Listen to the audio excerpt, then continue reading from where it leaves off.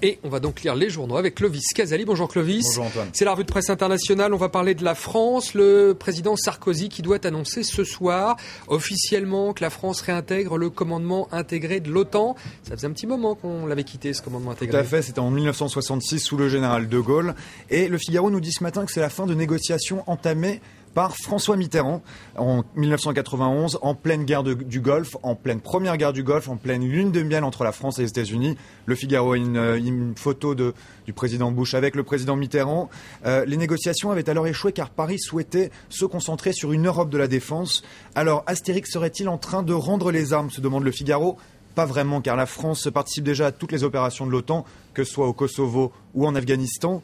Et cette réintégration va permettre à Paris de récupérer 2 postes de commandement prestigieux. Libération nous dit que renouer son alliance avec l'OTAN a un coût. Aucun chiffre avancé, mais Paris, c'est sûr, va envoyer des centaines de militaires dans les différents États et augmentera sa contribution financière. Libération ne critique pas la décision de Nicolas Sarkozy, mais souligne que ce retour dans l'OTAN ne fait pas consensus en France. Le MoDem de François Bayrou est résolument contre, la gauche franchement hostile, alors qu'à droite, 2 anciens premiers ministres, Alain Juppé et Dominique de Villepin, craignent une dérive atlantiste. Alors, il y aura un vote de confiance à l'Assemblée la semaine prochaine sur ce sujet. On va parler environnement avec la liste des plus gros pollueurs du monde. Un classement peu flatteur, c'est dans The Independent, le quotidien britannique. Et les chiffres sont ceux du département américain de l'énergie. Dans ce classement, les États-Unis, longtemps en tête, cèdent la première place à la Chine. L'Inde est 4e, mais devrait remonter selon The Independent, dû à son industrialisation effrénée. La France, elle est 15e, loin derrière les Allemands, l'Angleterre ou l'Italie, c'est une bonne chose. À noter qu'on parle ici du taux total des émissions de CO2 par État, car si on regarde le taux de pollution par habitant, eh bien c'est l'Australie qui est en tête devant la Chine, le Canada, l'Arabie Saoudite. Et justement, The Independent déplore que l'Arabie Saoudite n'ait aucun projet pour réduire ses émissions de CO2.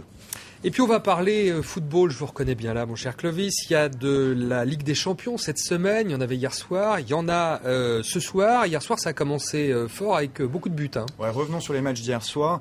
Premier qualifié le Bayern, Chelsea et Liverpool. Liverpool qui a étrillé le Real Madrid 4-0. Véritable humiliation pour les merengues et un 0 pointé comme semble le montrer Fernando Torres, l'Espagnol de Liverpool, en une de Marca. Pour le quotidien sportif espagnol, le Real s'est pris une claque tactique, technique et physique. Les Anglais, vous imaginez, sont aux anges.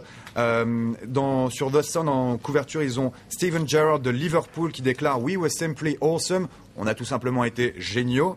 Et c'est tout le mal qu'on souhaite en tant que Français aux Lyonnais. Car ce soir, ils affrontent Barcelone au Camp Nou.